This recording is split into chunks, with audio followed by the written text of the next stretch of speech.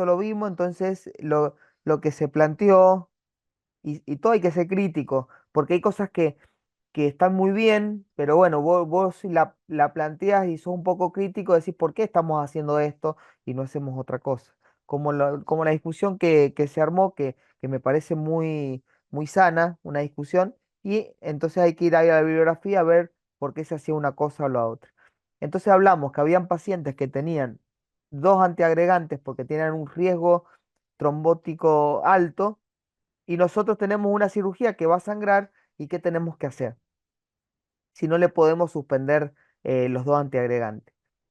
Bueno, lo más lógico y lo más sano y lo que todos haríamos es esperar el tiempo para que ese riesgo trombótico pase de moderado a alto a bajo. Si se puede hacer, genial, pero a veces no se puede hacer.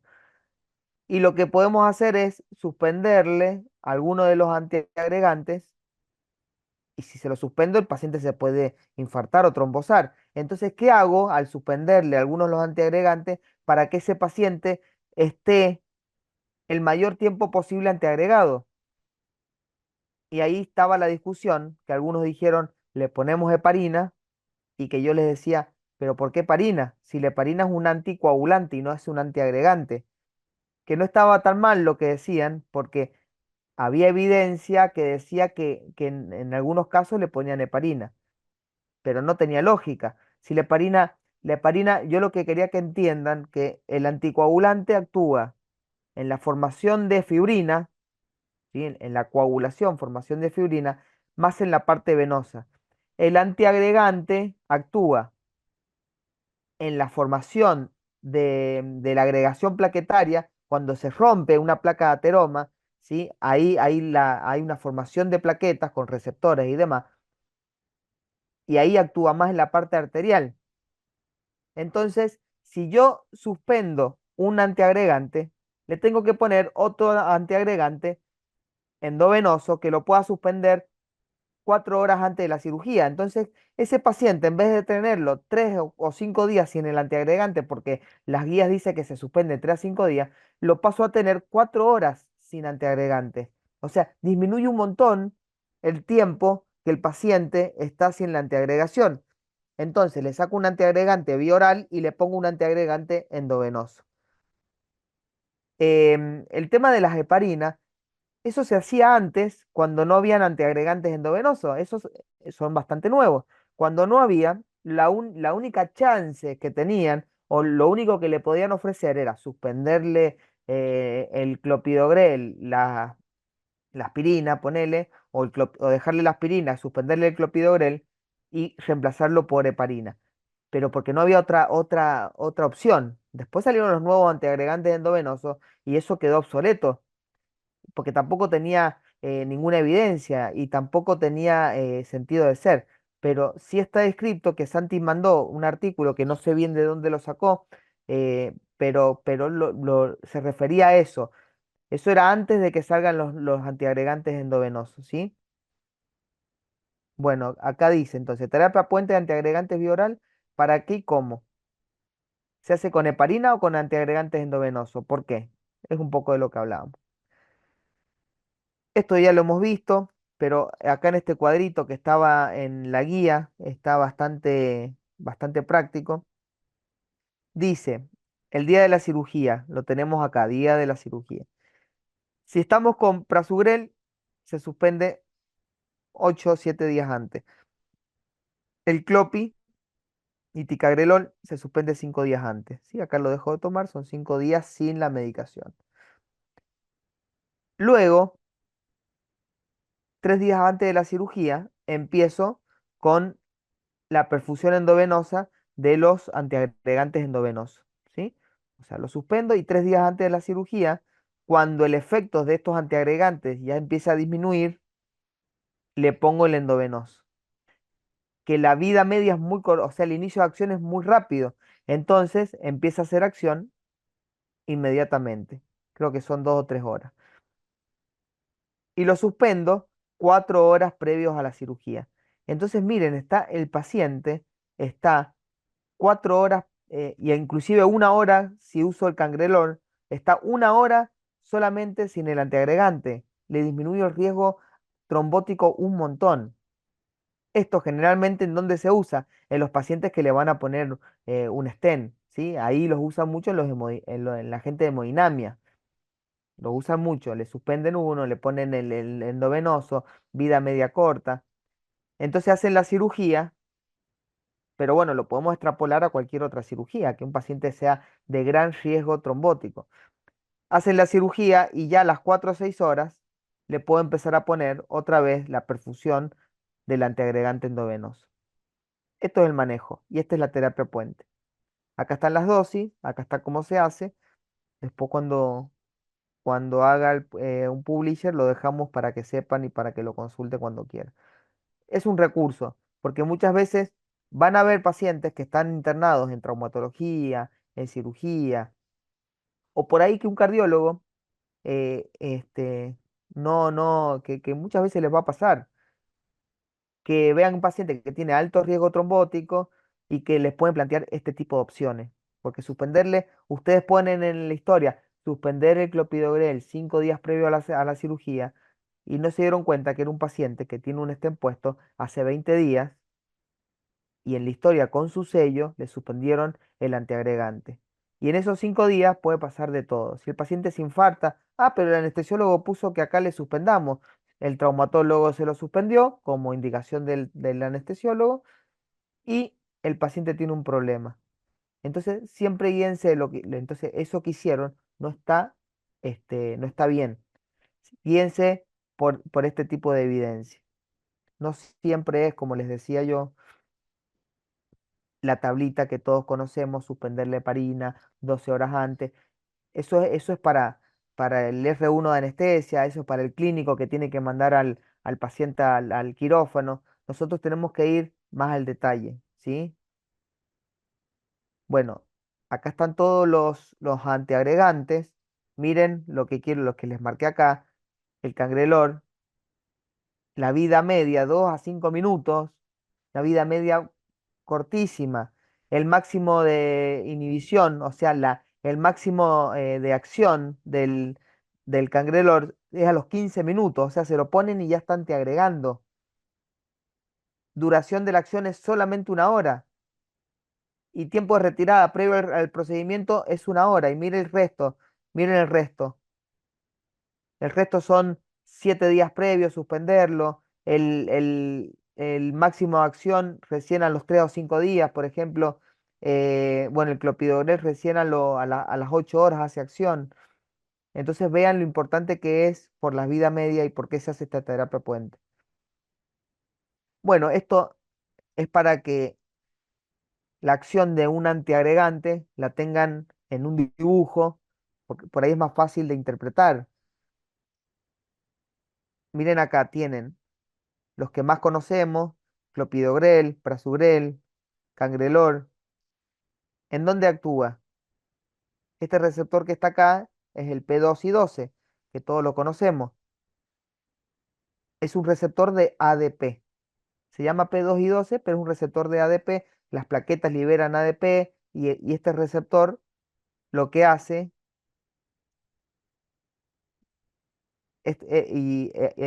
con la agregación plaquetaria, ¿sí? Un receptor de ADP. Y después tenemos los otros tipos de antiagregantes que actúan, que también los usamos mucho, de la glicoproteína 2B3A, que ¿qué es lo que hace? Une las plaquetas entre sí, ¿sí? A través del fibrinógeno, ¿sí? Acá está el receptor y las unen a la agregación plaquetaria a través del fibrinógeno. No son como estas que funcionan con el ADP, sino que a través del fibrinógeno, ¿sí? Y después, ¿cuál otra? Acá tenemos otra. Bueno, acá tenemos esta importante también que la glicoproteína 2B3A también se unen al factor de von Willebrand, ¿sí? Esto es otro dibujo para que vean lo mismo. Acá tienen el receptor P2Y12 que se une al ADP. Acá tienen la glicoproteína 1B 9,5 que se une al factor Willebrand con el colágeno de la membrana, que se une la plaqueta al vaso roto, ¿sí? Y este receptor, el que dice número 2, cuando se activa, cuando se activa a través de la ADP, estimula a la activación de la glicoproteína 2B3A, ¿sí? Primero se activa este, luego se activa este. Acuérdense, la glicoproteína 2B3A se une al fibrinógeno y el fibrinógeno une varias plaquetas entre sí. Y los P2 y 12 se unen al ADP. Bueno, hacemos un resumen de anestesia regional en pacientes con tratamiento antitrombótico. Esto lo voy a hablar por encima, es simplemente para que les quede una imagen visual de las medicaciones que usamos. La aspirina no se suspende casi nunca, salvo en neurocirugía, que es muy sangrante, sí, pero casi nunca se suspende. El Clopi, el Prasugrel, todos esos, como todos sabemos, se suspenden 5 días antes, 3 días antes, como lo dicen las tablitas. Y acuérdense, los endovenosos se suspenden inclusive 1 hora antes del procedimiento. Acá quiero hacer una salvedad de la heparina subcutánea, que son la heparina o la medicación antiembólica que más tienen nuestros pacientes. Entonces, quiero hacer algo puntual, que vean estas 3 preguntas que les voy a hacer acá. ¿Cuándo puedo hacer un bloqueo neuroaxial luego de suspender la heparina? ¿Siempre se suspende 12 horas previas? Esa es mi pregunta. ¿Siempre se suspende la heparina 12 horas previas? Entonces acá en esta tabla podemos ver que si el paciente, bueno, si tiene 4 días, más de 4 días de heparina no fraccionada, a ese paciente hay que hacerle un recuento de plaquetas. Acuérdense que puede hacer una plaquetopenia inducida por heparina. Siempre se da después de 4 días. Por eso, si el paciente tiene heparina más de 4 días, es importante que le hagan un recuento de plaquetas, porque hasta el 30% de los pacientes pueden hacer la trombocitopenia inducida por heparina, que sea de rutina siempre. Después dice, si yo hago una profilaxis con dosis baja de heparina, por ejemplo 5.000 unidades cada 12 horas, con suspenderla 4 a 6 horas previo a la cirugía, está bien. Obviamente que también le voy a pedir un KPTT para estar seguro que ese paciente no tiene un KPTT prolongado, o sea que la heparina no está haciendo ningún efecto. Entonces ya hemos visto que acá hay un paciente que no se le suspende 12 horas previas. Con 4 a 6 horas, este paciente está bien. Si yo hago una profilaxis con dosis más alta, 7.500, 10.000 o 20.000 unidades 2 veces al día, este sí se suspende 12 horas previas a la cirugía. Y también evaluar el estado de la coagulación, el KPTT. Y si yo tengo dosis terapéutica, si tengo más de 10.000 unidades o más de 20.000 unidades diarias totales, se suspende 24 horas previo a la cirugía. No son 12 horas como siempre la suspendemos. Acá hemos visto que podemos suspenderla 6 horas antes, 12 horas antes o 24 horas antes, ¿según qué? Según la dosis de heparina que tenga el paciente.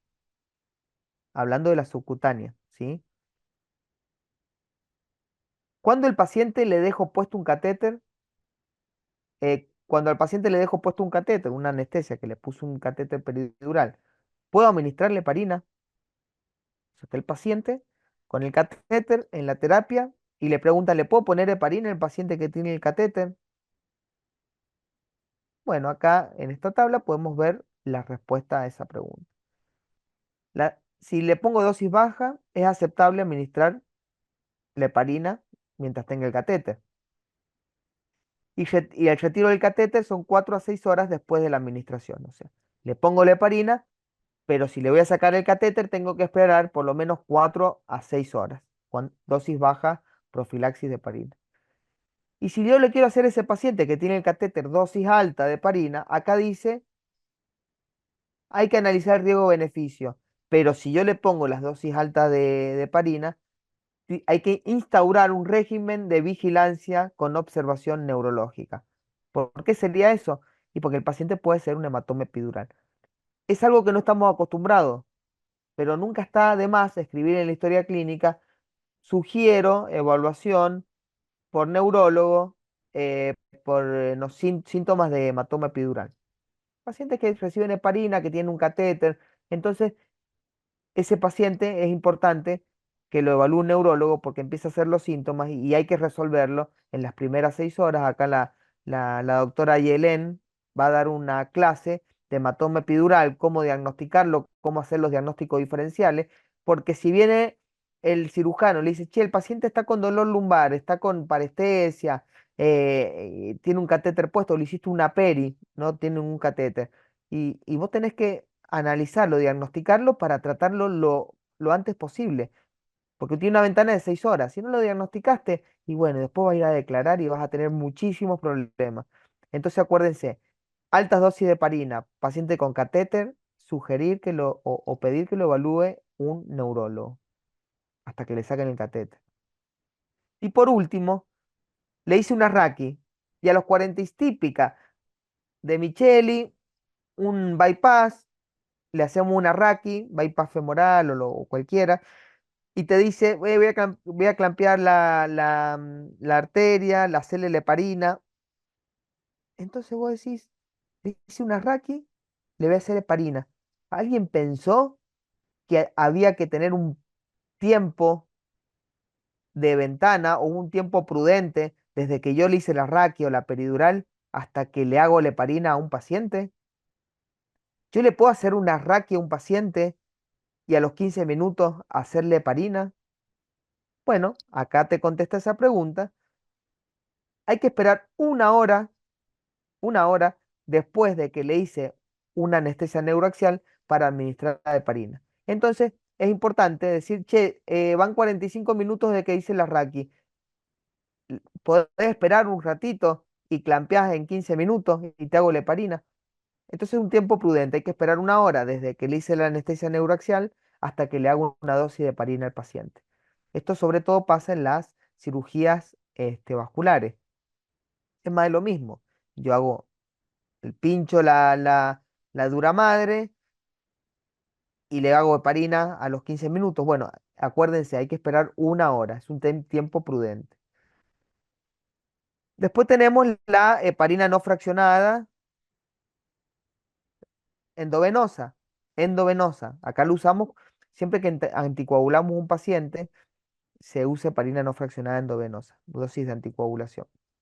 Lo único que quiero es que sepan acá que cuando es endovenosa, no subcutánea, endovenosa, se puede suspender 4 a 6 horas antes de la cirugía con un KPTT normal, ¿sí? Eso sobre todo en las terapias puente que hemos hablado. Le suspenden un anticoagulante bioral y le quieren hacer terapia puente para que esté más tiempo anticoagulado y se lo hacen con heparina no fraccionada. Entonces, 6 horas antes de la cirugía ya se la pueden cortar. Volvemos al caso. Heparina, no siempre son 12 horas previo a la cirugía que se suspenden. Acá estamos viendo otro caso de que se suspende 4 a 6 horas antes. Porque es típico. Viene el clínico, che, tengo un pie diabético, lo estamos anticoagulando, tiene una TBP, lo estamos anticoagulando con heparina endovenosa, según el KPTT, este, tiene que venir a una amputación. Y yo le he dicho, suspenderlo 12 horas antes porque es heparina, claro, heparina 12 horas antes. Y en esa suspensión de 12 horas, el paciente puede hacer un TEP, ¿sí? Son 4 a 6 horas previas. Y esto es importante, no todas son 12 horas, acuérdense de eso, no todas son 12 horas. Si no se acuerdan, vengan y busquen o lean y hagan lo que corresponde, por la seguridad del paciente. Y como dijimos recién, acuérdense, después de un bloqueo neuroaxial hay que esperar una hora para hacerle la heparina. Y esta, la heparina de bajo peso molecular, es la regla. Si está dosis profiláctica, son 12 horas de suspensión. Si están en dosis de tratamiento, son 24 horas de suspensión. Bueno, esto, acuérdense, ya lo hemos visto a modo de repaso, cuando se suspenden y los trombolíticos. Si yo le hice trombolítico a un paciente y tiene que ir a cirugía, hay que esperar 48 horas para hacerle una cirugía, la anestesia neuroaxial, por ejemplo. Acá es más de lo mismo, esto es otro artículo que más o menos habla de los mismos tiempos. Pueden cambiar una hora más, una hora menos, pero la evidencia que te respalda el accionar es más o menos lo mismo. Miren acá, la heparina de no fraccionada, si yo uso dosis profiláctica menos de 15.000 unidades, se suspende de 4 a 6 horas antes de la cirugía, ¿sí? Si yo uso dosis de tratamiento y si es endovenosa, se suspende 4 a 6 horas antes también. Pero si es subcutánea, con dosis más alta, se suspende de 8 a 12 horas previas. Después habla de la heparina de bajo peso molecular, profilaxis, 12 horas previas se suspende y si está tratamiento, acuérdense, la heparina de bajo peso molecular, cuando está de forma de tratamiento, está puesta cada 12 horas. Si está como profilaxis, está puesta cada 24 horas. Si ustedes ven heparina de bajo peso molecular cada 12 horas, está como tratamiento, se suspende 24 horas previas. Y esto lo tienen que saber ustedes, no el traumatólogo. El traumatólogo no tiene idea.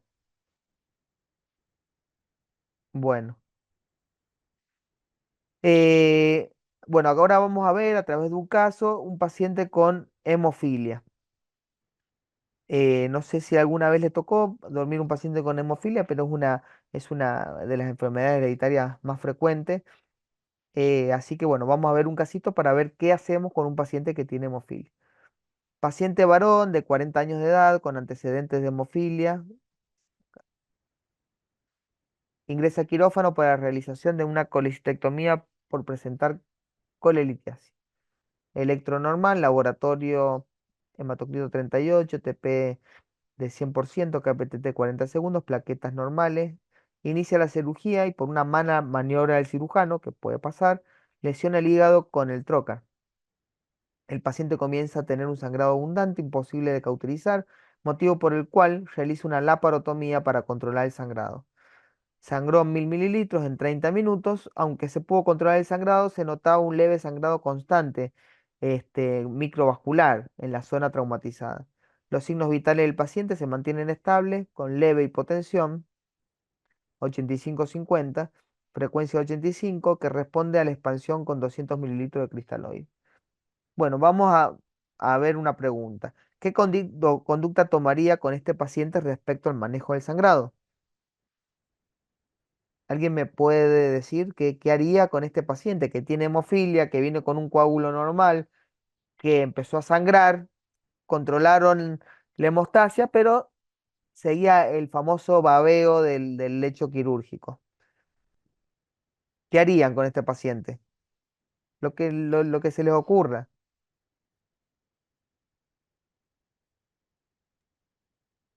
Agruparlo. Bueno, lo agrupás, sí, lo agrupás y ¿qué más? Eso no te resuelve nada. ¿Es pasarle plasma? ¿Vos le pasarías plasma? ¿Por qué? Y la hemofilia, o sea, no me acuerdo bien, pero tienen como una deficiencia en uno de los factores de la coagulación. Sí, factor 8. Entonces, como Hemofilia que, B, ¿qué factor? no sé Bueno, cuál, está no me bien. acuerdo, pero por ahí Está con... perfecto que sepas que tiene una deficiencia en un factor. Genial. Hemofilia B. Bueno, vamos a ver qué conductas Marcelo, tomarías ¿se puede hacer previo. desmopresina? Le pasarías de hemopresina. La hemopresina es más para la agregación plaquetaria, te aumenta el factor de von Willebrand, ¿sí? La secreción de factor de von Willebrand, eh, y te favorece la agregación plaquetaria. Este paciente no debería por qué tener alteraciones, no tiene un von Willebrand, es una hemofilia, le falta hemofilia B, le falta el factor 9 de coagulación. Entonces, este paciente, como bien dicen, y está sangrando, no le falta von Willebrand, no le falta plaqueta, a este paciente le falta factor 9. Entonces vamos a ver cómo se lo administramos, porque está sangrando, está babeando. Dice, y si el paciente, ¿qué conducta tomaría previo a la realización del procedimiento? Por ejemplo, en una eventual consulta preanestésica, si ese paciente iba al consultorio. Y si el paciente hubiera tenido como antecedente hemofilia B, ¿qué conducta previa a la cirugía y durante el episodio del sangrado hubiera tenido? Ah, esta era hemofilia A, está bien, factor 8. Y hemofilia B, factor 9. Bueno, vamos a ver, no puedo avanzar. Ahí, Marce, en la SPA, ¿se escucha? Sí. Sí, decime. Tuvimos una clase de hemofilia y Bien, me estaba recordando un poquito de que tenés que medir el factor, también medir los anticuerpos para el factor y ver cuánto factor le tendrías que reponer para el nivel deseado que vos tenés prequirúrgico. bien, Eso es lo que habría que haber hecho con este paciente. Y para más bien, factor 8 es crío precipitado en vez de plaqueta. perfecto. Entonces, cuando les viene un paciente con hemofilia, tienen que tener nociones de qué le tienen que pedir para el día que se va a operar. O si viene el paciente en una urgencia, saber qué le falta para reponérselo.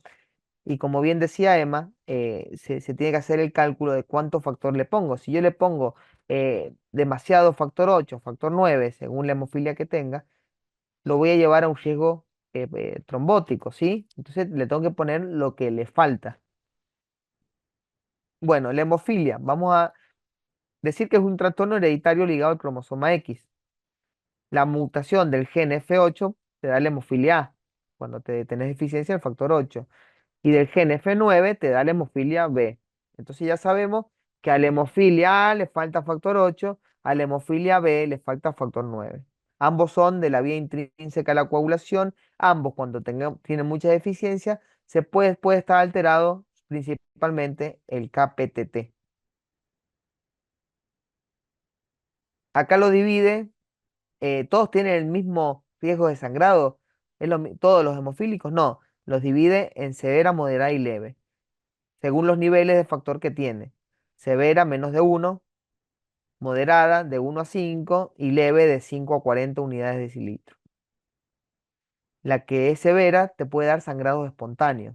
Por eso siempre se le hace un test de sangrado, es como un chequeo de sangrado con preguntas al paciente, le preguntas desde la menstruación, desde si tiene petequia, entonces eso te va a dar un valor y te va a dar el riesgo de sangrado que tiene.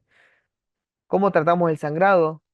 Y acá te dice, análogo de la vasopresina, inhibidores de la fibrinolisis, terapia de reemplazo específica y medidas hemostáticas locales. ¿Qué hace la desmopressina? Acá lo que decía Pepe recién.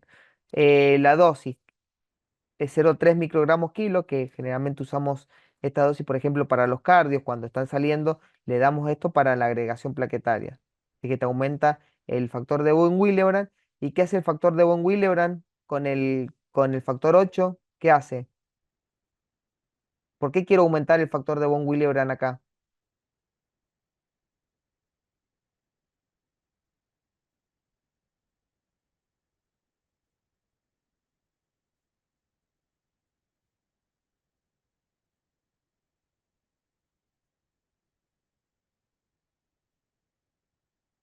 Bueno, el factor de von Willebrand, acuérdense, el, fa- el- el factor 8 por las enzimas proteolíticas que hay en el plasma, la vida media es bajísima, ¿sí? Entonces el factor de von Willebrand de alguna forma se une al factor 8 y aumenta la vida media. Al aumentar la vida media también aumenta la cantidad. Al aumentar la cantidad del factor 8 aumenta el efecto anticoagulante que tiene. Entonces, en los casos que son muy leves, le pueden poner desmopresina. Está bien, te aumenta el von Willebrand. La desmopresina es el tratamiento de elección, obviamente, en la enfermedad de von Willebrand, pero en este caso es porque se une el factor 8 y le da más estabilidad. Entonces, el poco factor que tiene una vida media más larga. Bueno, el ácido tranexámico, obviamente, que lo vamos a poner, antifibrinolytíco. Terapia de reemplazo específica. Acá les pongo la tasa de recuperación, es 1 unidad kilo de factor. Esto te aumenta el factor 8 2 unidades por decilitro, y el factor 9 1 unidad por decilitro. Eh, acá están acá están las dosis de factor 8, cómo haces si le querés pasar factor 8 o factor 9, cómo son las formulitas para pasarle. Pero en general, entre 1000 y 2000 unidades de factor está bien. Tenés que calcular el déficit que tiene el paciente. En sangrado grave en paciente hemofílico, la dosis para hemorragia grave se suele administrar entre 20 a 40 unidades kilo de peso corporal de factor 9 o 8. Esto puede elevar el nivel del factor entre el 30 y un 100% del valor normal. Entonces, esto es lo que quiero que sepan: un paciente que se está desangrando y tiene hemofilia, le pasan 20 a 40 unidades kilo de peso corporal de los factores, ¿sí? Si pueden esperar y tienen que hacer la formulita, acá les dejo la formulita y le calculan el nivel deseado. Pero acuérdense, de 20 a 40 unidades kilo de factor.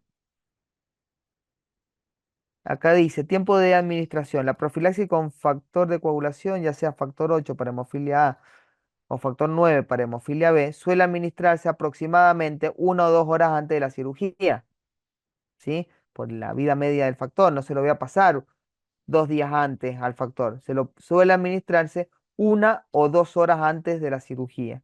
Sin embargo, en algunos casos se puede administrar el factor con un tiempo de anticipación mayor, por ejemplo, el día anterior a la cirugía, para asegurar que los niveles alcanzados se mantengan estables durante el procedimiento. Monitoreo adicional: es recomendable hacer una valoración adicional de los niveles del factor justo antes de la cirugía para confirmar que se hayan alcanzado los niveles deseados. Y uno se pregunta, ¿cuáles son los niveles deseados de factores? Bueno, este es la herramienta evaluatoria de la hemorragia. Son preguntas, un test que hacen preguntas para ver el riesgo de sangrado que tienen los pacientes. Bueno, eh, acuérdense, los factores es como el TP. Vos tenés que buscar un valor entre 80 y 100 preoperatorio, ¿sí? Esos son los niveles que uno trata de buscar. Si tienen menos de 50, sepan que es un paciente que le tienen que reponer. Exámenes de laboratorio que le puedo solicitar: un TP, obviamente, un KPTT, que generalmente me lo va a alterar si tengo mucha deficiencia porque la mide la vía intrínseca, hemograma completo, recuento de plaquetas, dosaje de factor 8 y dosaje de factor 9. Y si no responde a los factores y el paciente no para de sangrar, esto es lo que hablaba Emma de los inhibidores, ¿sí? El 30% de las hemofilias A grave y el 5% de la hemofilia B se forman inhibidores contra los factores. Se diagnostica con el ensayo de Bethesda, que no importa que no quiero que sepan cómo se hace, pero este ensayo lo que pone de manifiesto son los inhibidores y será positivo si es mayor a 0,6.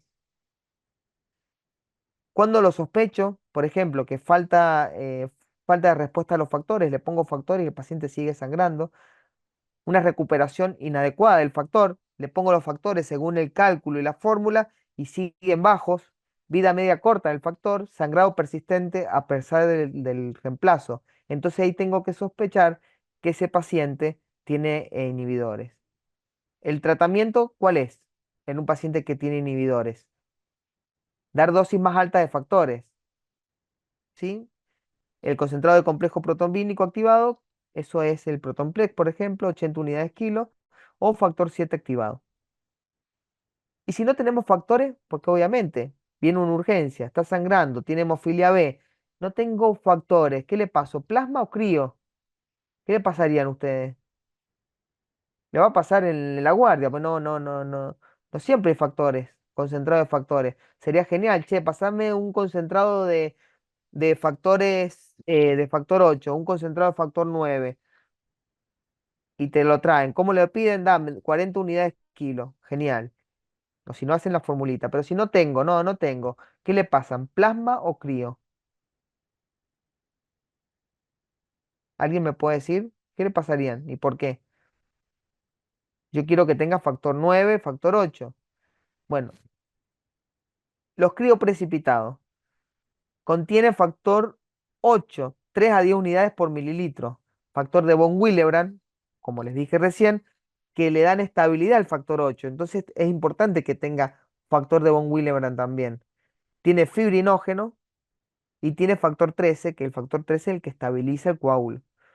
No tiene factor 9 ni factor 11, no sirve en la hemofilia B. Los crioprecipitados no tienen factor 9, no tienen factor 9, no sirven en la hemofilia B. Acuérdense, en hemofilia B no pidan crioprecipitados porque no tiene factor 9. Una bolsa de crío contiene 80 unidades internacionales de factor 8. Su uso es preferible el plasma fresco congelado en el tratamiento de la hemofilia A. Entonces, crioprecipitados, hemofilia A. Para hemofilia B no, porque no tiene factor 9. Plasma fresco congelado. Contiene todos los factores. 1 mililitro de plasma fresco congelado contiene una unidad de factor 8 y factor 9. Tiene los dos. Es difícil lograr niveles de más de 30 unidades de decilitros de factores 8 y 9 solo con plasma fresco congelado. La dosis es 20 mililitros kilo, lo que generalmente usamos para reposición con plasma. Sirve tanto para hemofilia A o para hemofilia B. Entonces, si yo tengo hemofilia A que está sangrando, le doy crío porque tiene muchísimas más unidades por mililitro. Y si yo tengo una hemofilia B, le tengo que dar sí o sí plasma porque los críos no tienen factor 9. ¿Sí? ¿Quedó claro? ¿Qué hacer con una embarazada con hemofilia? Si bien son portadoras, pero pueden tener valores bajos de factor, presentan sangrado generalmente cuando tienen niveles menos de 50 unidades mililitros. Acuérdense lo que les dije, de cómo es como el TP. Si no se acuerdan qué valores tienen que tener de factor, acuérdense que como el TP. Viste que más de 50 hacemos que hacemos cualquier cosa. Bueno, acá también. Con más de 50 se le puede hacer una anestesia neuroaxial, se le puede hacer una cesárea. Solo con niveles con más de 50 unidades mililitros se puede considerar la técnica neuroaxial. Para analgesia se contraindican los AINES, que predisponen el sangrado. Se puede utilizar únicamente inhibidores de la COX-2, paracetamol, opioides y dipirona.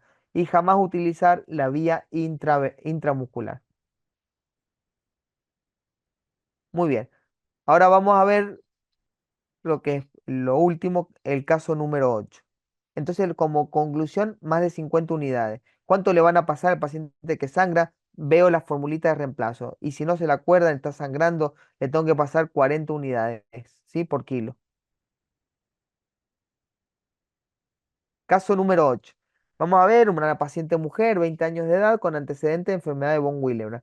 Es la enfermedad más frecuente, ¿sí? De hemorragia, sobre todo en las mujeres. Es tipo 1, tratamiento con desmopresina. Si presenta sangrado, o sea, si tiene sangrado, se administra desmopresina. No es que toma todos los días o se inyecta o es traída a quirófano a la madrugada para realización de apendicectomía laparoscópica.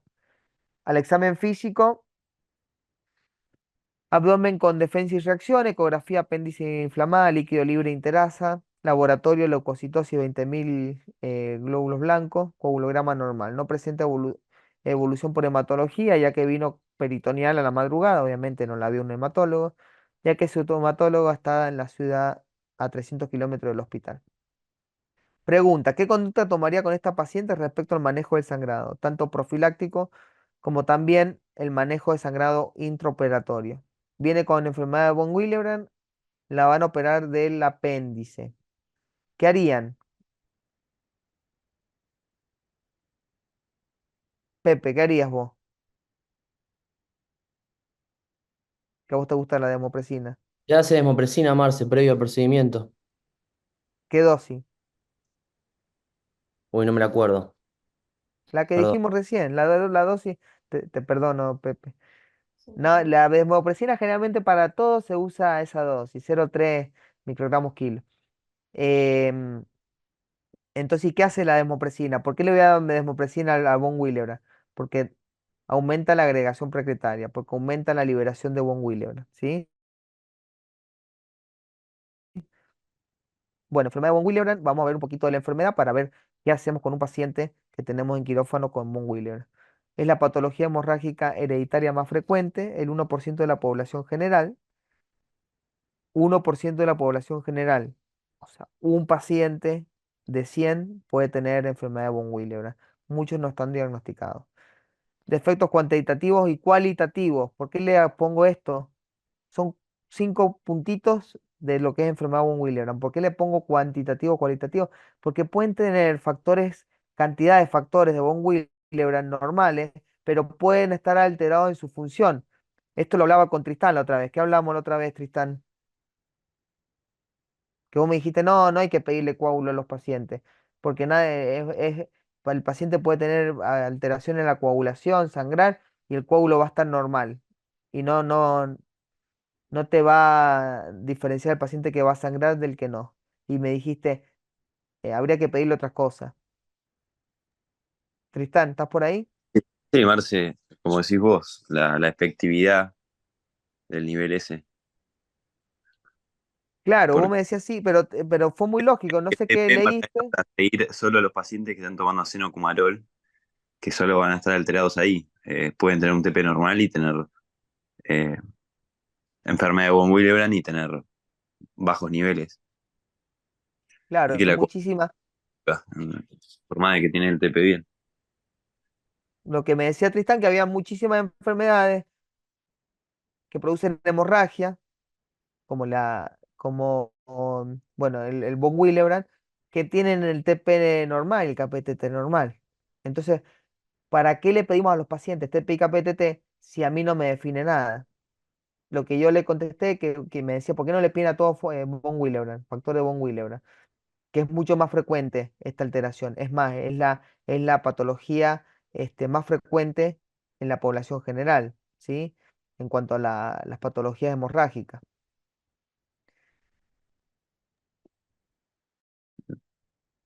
Y si vos le pones, pedís von Willebrand y da normal también, pero puede tener alteraciones cualitativas en la función. Entonces tampoco sirve pedir.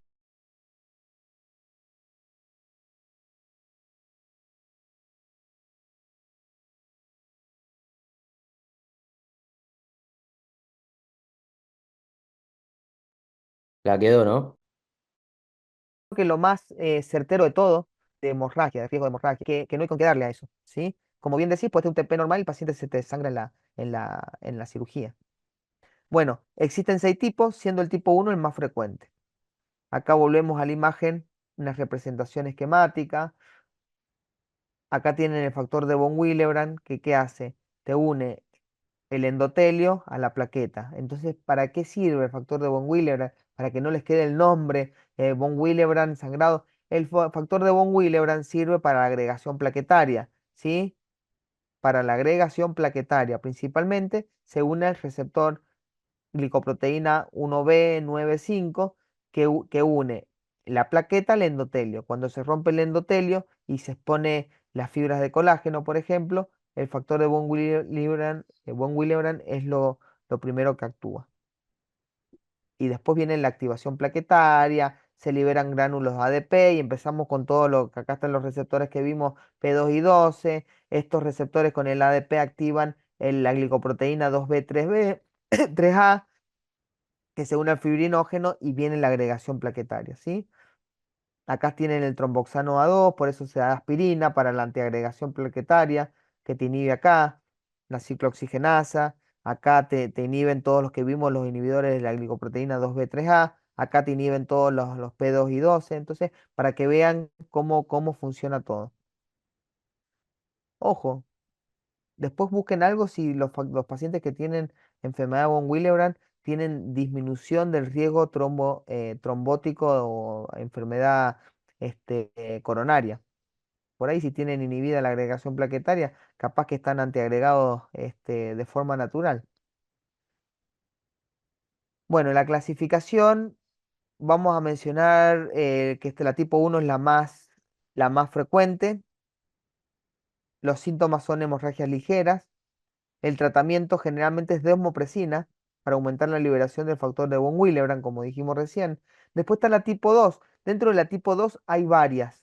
Lo que yo les quiero decir que en la tipo 2 pueden tener función anormal del von Willebrand. Pueden tener cantidad normal, pero con función anormal.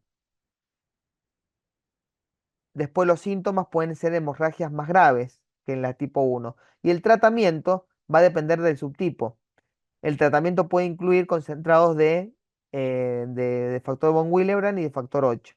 ¿Por qué de factor 8? porque si no tenemos von Willebrand, el factor 8 se degrada mucho más rápido. Entonces siempre hay deficiencia de factor 8 y se comporta como un hemofílico A, ¿sí? Y la tipo 3 es la más grave y rara de todas. Hay casi una ausencia total del factor de von Willebrand. También hay deficiencia del factor 8. Obviamente, no tengo factor de von Willebrand acompañado de deficiencia de factor 8 porque se elimina en las enzimas proteolíticas del plasma.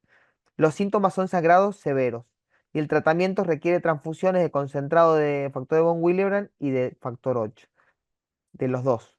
Entonces, como ven, depende de la gravedad, si le damos desmopresina nada más o si le damos desmopresina y factor 8 y de von Willebrand, o si le damos, por ejemplo acá, ¿por qué no le daríamos, por qué no le daríamos desmopresina a un tipo 3?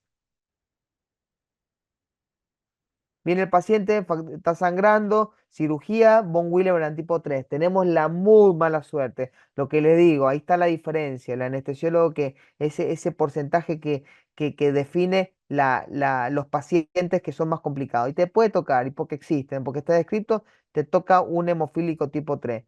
Ah, traete desmopresina. Ah, va a aumentar la liberación de factor 8. Ah, pero no lo tiene el factor 8. Entonces, ¿qué liberación? No puedes liberar lo que no tenés. Entonces está contraindicada la desmopresina en los tipo 3. Bueno, ¿qué le administro? ¿Desmopresina, factor de von Willebrand o factor 8? ¿Cuál es el valor objetivo para la cirugía? O sea, ¿cuándo le voy a administrar? No siempre le voy a administrar, nada de eso. La otra vez hicimos un paciente cirugía estética en Aldaz que tenía enfermedad de von Willebrand. Y teníamos la desmopresina. ¿Se la pasamos? No, no se la pasamos, porque no sangró y porque tenía niveles adecuados. Medición de los factores para determinar la eficiencia. ¿Qué le tengo que medir a este paciente? Le tengo que medir factor de von Willebrand, factor 8, coagulograma, función plaquetaria, como la prueba de agregación plaquetaria inducida por ristocetina. Ristocetina. La ristocetina no es algo que habitual que lo hagamos, pero es un compuesto que induce la agregación plaquetaria. Entonces ahí miden la agregación plaquetaria cuando le ponen este reactivo. Entonces, ¿por qué se mide la función plaquetaria? Porque pueden tener adecuada cantidad de von Willebrand, pero deficiente en el funcionamiento. Entonces, puedo tener factor de von Willebrand normal, pero si yo veo que tiene una agregación plaquetaria inadecuada, entonces yo puedo decir que quizás es un tipo 2. Entonces, ¿a quién le voy a hacer la prueba de agregación plaquetaria inducida por cistocetina? A los pacientes de tipo 2, sobre todo, que pueden tener cantidad normal, pero con función alterada. Entonces, va al consultorio del paciente, estas son las cosas que le tengo que pedir. Hacer el test de desmopresina para evaluar si responde a esta. Esto es importantísimo. No todos los pacientes responden a la desmopresina. Yo le pongo desmopresina y después le mido el factor de von Willebrand, me tiene que aumentar por 5. Si no me aumenta adecuadamente el factor de von Willebrand, el paciente no responde a desmopresina. Entonces a ese paciente no le tengo que hacer desmopresina, porque tengo un test que me dice que no va a responder.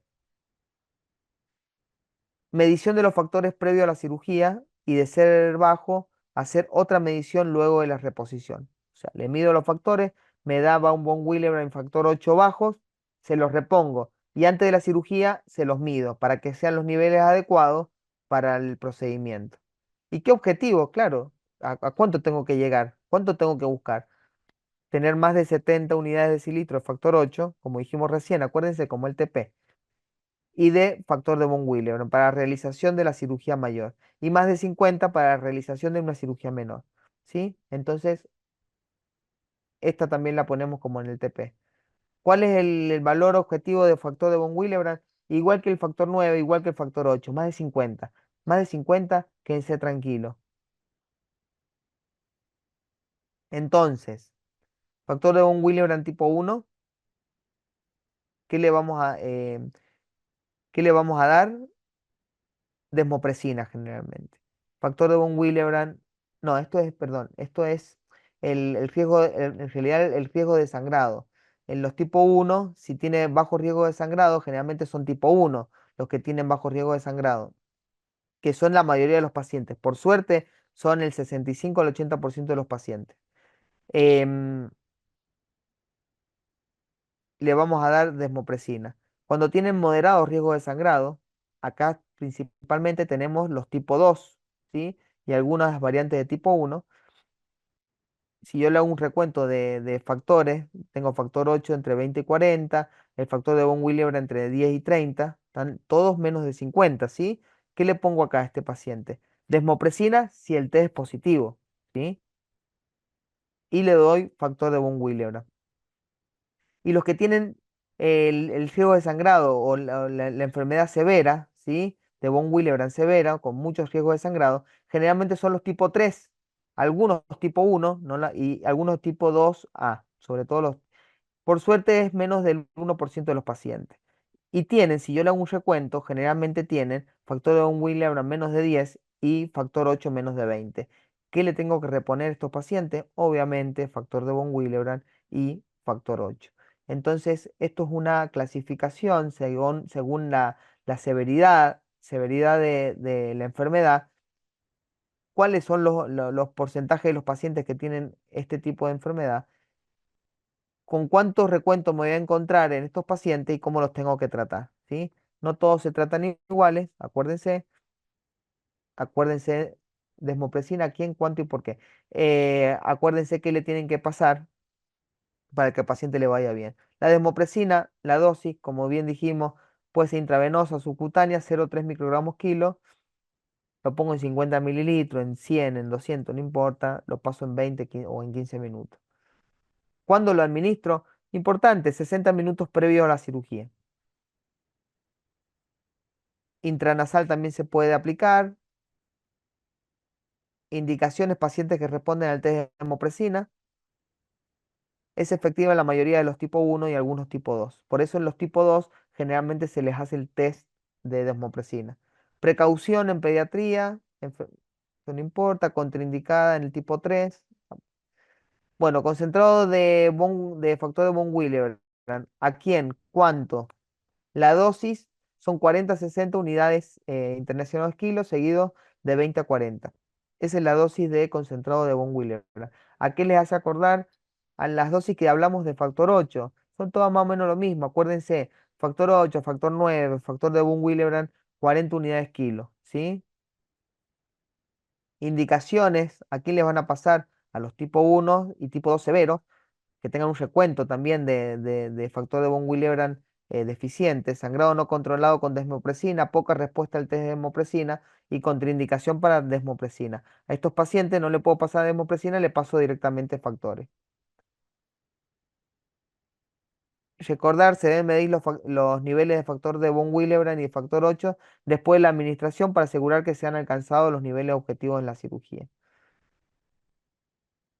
Factor 8, la dosis 40-60. ¿A quién le van a pasar factor 8? Ya hemos dicho a quiénes, a los que tienen deficiencia, a los que tienen menos de 50 para la cirugía. Y la precaución, el factor 8, más del 200% produce riesgo de trombosis, o sea, tampoco es pasarle cualquier cantidad. Ácido tranexámico a todos los pacientes. Recordar en la paciente embarazada con enfermedad de von Willebrand. Para la cesárea o para la anestesia neuroaxial necesitamos tener niveles de factor de von Willebrand o factor 8, más de 50 unidades de decilitro. ¿Sí? Acuérdense, más de 50 unidades de decilitro. Viene la paciente embarazada, le voy a hacer una raqui. Espera, ¿cuánto tiene de TP? Más de 50, genial, le hago una raqui. ¿Cuánto tiene de factor de von Willebrand? Más de 50, le hago la raqui. ¿Cuánto tiene de factor 8? Más de 50, le hago la raqui. Acuérdense el número mágico 50. Si no se lo acuerdan, lo van a buscar, pero tienen que tener una noción de los valores, ¿sí? Porque es una enfermedad con la que se pueden encontrar.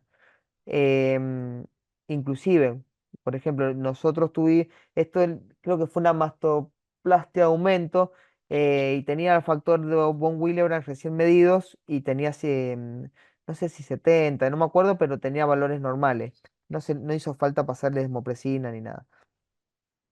Bueno, si colocamos un catéter epidural, debemos mantener estos niveles hasta 6 horas después de haber retirado el catéter. En enfermedad de von Willebrand no tenemos factores, no tenemos factor de von Willebrand, porque no, vienen concentrados. Vos lo puedes pedir, factor de von Willebrand concentrado. ¿Sí? No, no hay. ¿Qué le pasamos? ¿Crío o plasma? Es lo que hay. Los crioprecipitados contienen aproximadamente 5 a 10 veces más de factor de von Willebrand y fibrinógeno que el plasma fresco congelado. O sea, le vamos a pasar crioprecipitado. El crioprecipitado es generalmente preferible para tratar hemorragias en pacientes con enfermedad de von Willebrand. Es especialmente efectivo en situaciones donde se requiere aumentar rápidamente los niveles de factor de von Willebrand y factor 8, en caso de hemorragia activa o en preparación para una cirugía. Entonces, ¿qué le vamos a pasar? Crioprecipitado.